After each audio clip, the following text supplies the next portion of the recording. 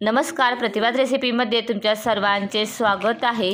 आवळा कँडी, आवळ्याचा मुरांबा किंवा आवळा सुपारी आपण सर्वांनीच खाल्लेले आहे, पण ह्याच आवळ्याचं आज आपल्याला चटपटीत, चवीला आंबट, गोड आणि थोडंसं तिखट असं बनवायचं आहे लोणचं। तर चला पाहूया कसं बनवायचं ते। तर पाहू शकता मी आता हे आवळे घेतलेले आहे। आता हे मी विकत आणलेले आहे, त्यामुळे हे पाव किलो आवळे आहे आणि एकदा स्वच्छ धुवून घेतलेले आहे आणि पुसून घेतलेले आहे। तर आपल्याला लोणचं बनवण्यासाठी काय करायचं आहे की हे आवळे ना वाफवून घ्यायचे। वाफवून घेतल्यामुळे काय होते की याच्यात जो तुरटपणा आहे ना तो कमी होतो आणि त्यामुळे लोणचं खाताना ही छान लागतं। तर चला सगळ्यात अगोदर आपण काय करूया की हे आवळे आहे ना वाफवण्यासाठी ठेवूया। तर त्यासाठी मी 1.5 ग्लास पाणी काय केलं होतं ऑलरेडी उकळायला ठेवलं होतं। तर चला आता हे वाफवायला ठेवूया। आता हे मी चाळणीमध्ये मीडियम गॅस करून एक 15 मिनटं काय करणार आहे की वाफवून घेणार आहे। तर खाली पाण्याला एक उकळी आली की मग आपण काय करूया ही आवळे जे आहेत ना याच्यावरती हे बघा ठेवून द्यायचे आणि हे वाफवून घ्यायचे किंवा कुकरला तुम्ही 3 शिट्ट्यासुद्धा घेऊ शकता, पण वाफवून घ्यायचं म्हणजे आवळ्याचा तुरटपणा कमी होतो आणि आवळ्याचं लोणचं खाताना वाटत पण नाही की आवळ्याचं इतकं छान हे लोणचं तयार होतं। आता याच्यावर एक झाकण ठेवू आणि 15 मिनटं मीडियम गॅसवर वाफवून घेऊ। तर चला एक 15 मिनटं झालेले आहे। तर हे बघा आवळा हा छान असं वाफवला गेला पाहिजे। वाफवल्यामुळे बघा छान असं वाफवलेलं आहे, अगदी तो असा उकळलेला आहे, त्याचे वेगवेगळे असे कापसुद्धा अगदी सहज निघतील। तर चला आता हा थंड होऊन देऊया अगोदर। तर चला आता बघा आवळा आपण वाफवून घेतलेला आहे आणि आता थंडसुद्धा झालेला आहे। तर लोणचं बनवण्यासाठी अगोदर आपण काय काय साहित्य घेतले ते पाहूयात। तर हे साहित्य जे आहे आपण लोणचं बनवण्यासाठी घेतलेलं आहे। तर 1-2 चमचे मी ते मोहरी घेतलेली आहे, अगदी घरगुती साहित्य आपण हे लोणचं बनवणार आहे। आणि इथे घेतलेला एक लसूण कांडी बारीक चिरून घेतलेली आहे, थोडासा गूळ घेतलेला आहे ज्यामध्ये लोणचं थोडंसं गोडसर बनवायचे आणि हे मेथीचे दाणे थोडेसे अर्धा चमचा, 5 ते 6 लवंग आणि दालचिनी घेतलेली आहे। तर अगोदर आपल्याला काय करायचं मोहरी, मेथी, लवंग आणि दालचिनी भाजून घेऊया। तर सगळ्यात अगोदर कढई गरम करून घेतली की मोहरी जी आहे ती छान भाजून घ्यायचे। आता ही कढई लोखंडाची आहे त्यामुळे पटकन काय होते की ती तापते आणि मोहरी काय भाजायला जास्त वेळ लागत आहे, त्यामुळे पटकन अशी छान भाजून घ्यायची।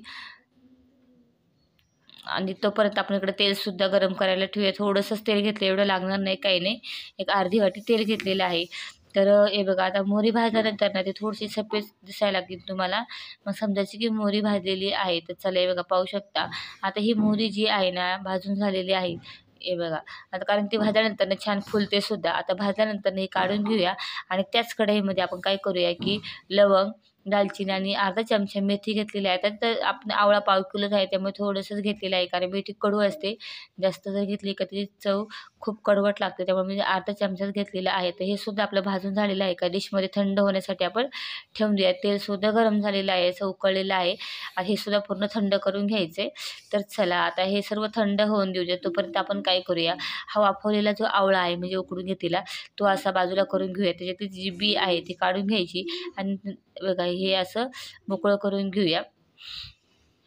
आणि आपण हा वाफवून घेतल्यामुळे ना याला तर तुरट अजिबात लागत नाही, कारण बघा नॉर्मली जर आपण असाच खाल्ला ना आवळा तर तो तुरट लागतो, पण वाफवल्यामुळे तो तुरट लागत नाही, काही नाही। याआधी आपण आवळ्या कँडीसुद्धा बनवलेली आहे, ती कशी बनवायची याची लिंक मी डिस्क्रिप्शन बॉक्समध्ये देईलच।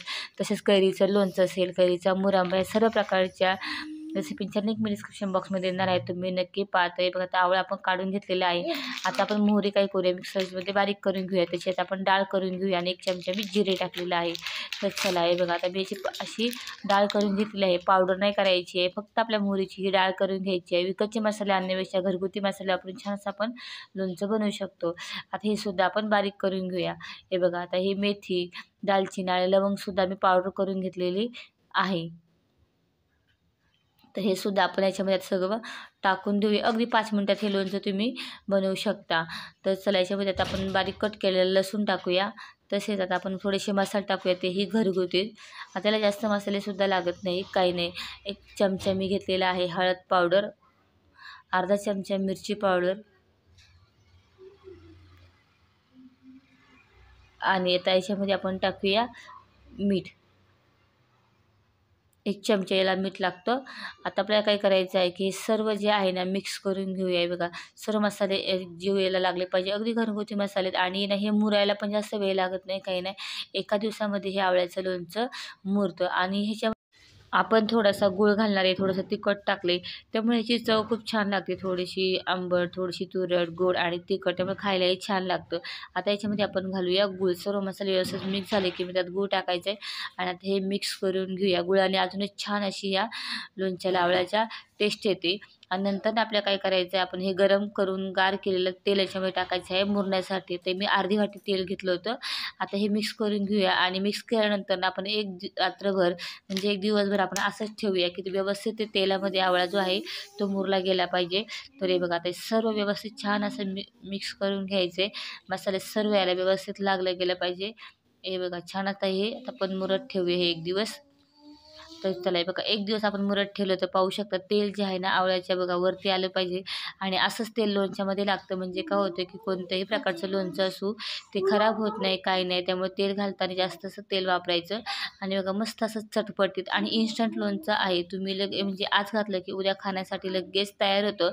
आणि मेन म्हणजे आवळा खायला पौष्टिक आहे. सी जीवनसत्व याच्यामध्ये असतं. त्यामुळे जर आवळा जर कोणाला आवडत नसेल तर तुम्ही लोणचंसुद्धा याचं करून खाऊ शकता. आणि मेन म्हणजे पचायलाही हलका फुलका आहे. जेवणामध्ये तुम्ही कोणत्याही प्रकारचे लोणचं खा किंवा आवळ्याचं लोणचं तर सर्वात उपयुक्त असं आहे. ते बघा अगदी इन्स्टंट झटपट होणारे हे आवळ्याचं लोणचं खाण्यासाठी तयार आहे. तुम्हाला ही रेसिपी कशी वाटली कमेंट करून नक्की सांगा.